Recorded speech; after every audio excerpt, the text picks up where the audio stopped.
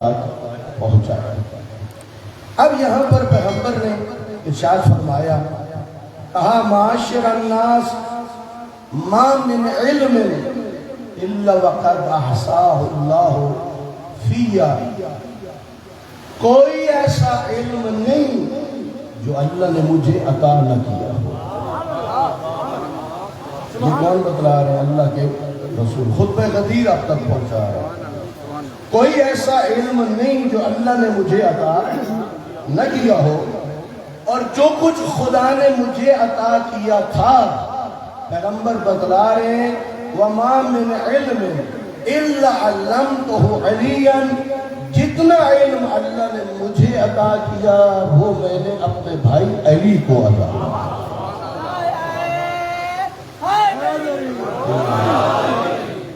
تو جو چاہتا ہوں، کوئی ایسا علم نہیں جو اللہ نے مجھے نہ دیا ہو، اور اللہ نے جتنا علم مجھے دیا وہ سارا کا سارا علم میں نے کس کو دیا ہے؟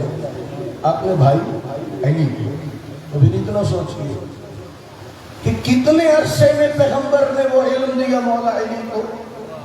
آج جو اسٹوڈنٹ کہتے ہیں میں کر چکا ہوں، پوچھا جائے کتنا عرصہ لگا کلاس اول سے، اگر وہ مسلسل پاس ہوتا ہے تو وہ کہے گا 16-17 سال لگ گئے۔ اسی طرح ہے کہ وہ جو ایم فل کرتا ہے اس کا عرصہ کچھ اور بڑھ جاتا ہے، پی ایچ ڈی والے کا اور بڑھ جاتا ہے۔ پھر سوچئے وہ جو اتنا علم تھا پیغمبر نے کتنے عرصے میں دیا؟ 16 سال میں، 18 سال میں، 20 سال میں، 25 سال میں؟ مولا علی خود بتاتے ہیں، ادخلا لسانہ فی فمی، اللہ کے رسول نے اپنی زبان میرے دہن میں دی، فانفض فی قلبی الف باب من العلم، زبان پیغمبر کا چوسنا تھا، علم کا 1000 باب میرے سینے میں منتقل ہوئے۔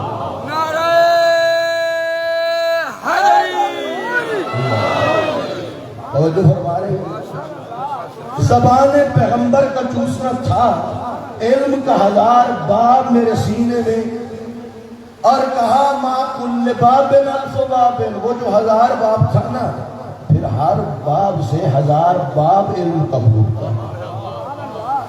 میں نے آپ تک پہنچا دی حدیث، لیکن میں کیا جانوں وہ علم کون کون سا تھا؟ آپ کیا جانیں وہ علم کون کون سا تھا؟ آپ ذرا سنیے یہ بات، کوئی بھی سوال کر سکتا ہے، اتنا بتلائیے یہ زبان چسا کے اتنا علم کس طرح منتقل ہو سکتا ہے؟ کوئی کہہ سکتا ہے کوئی دنیا کی ہمیں دو مثال تاکہ یہ بات ہمارا ذہن کر لے قبول، اور دو بھی سادہ سی مثال جس کو سمجھنے میں بھی ہمیں پریشانی نہ ہو۔ تو سن لیجئے مثال، یہ جو ہے نا ٹچ موبائل آپ کے پاس ہے، ان میں گنجائش اتنی ہے آپ ایک لائبریری کی کتابیں اس میں محفوظ کر سکتے ہیں۔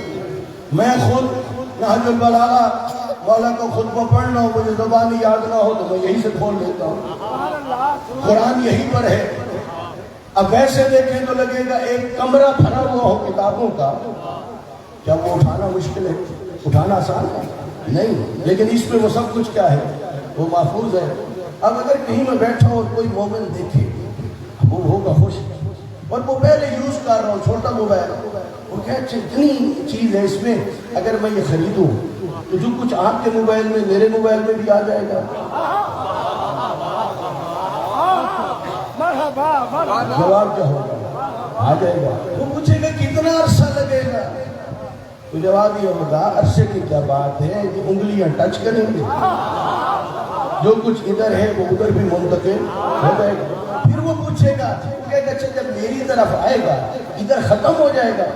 تو آپ جواب دیں گے ادھر بھی رہے گا ادھر بھی منتقل ہوگا۔ اسی طرح ہے، وہ کہے گا کوئی اور موبائل لے آؤ، تو آپ کہیں گے 100 لے کے آ جاؤ، ادھر ختم ہونے والا نہیں، منتقل ہوتا رہے گا۔ یہ موبائل کسی نبی اور امام کی ایجاد نہیں، عام لوگوں کی ہے۔ وجہ کیا ہے؟ اللہ نے دی ہے ان کو ذہنی صلاحیتیں، انہوں نے یہ چیز کر دی ہے ایجاد۔ اور ان کے اندر یہ سسٹم موجود، ایک بڑی لائبریری موبائل میں سما جاتی ہے اور جتنے موبائلوں میں منتقل کرنا چاہو کر سکتے ہو، ادھر سے بھی یہ ختم نہیں ہوتا۔ تو مجھے اتنا بتلائیے، جب اس بے نیاز نے، اس مہربان نے عام انسان کو اتنی ذہنی صلاحیتیں دے دی، تو پھر ان کو کتنا دیا جن کے صدقے میں کائنات کو خلق کیا۔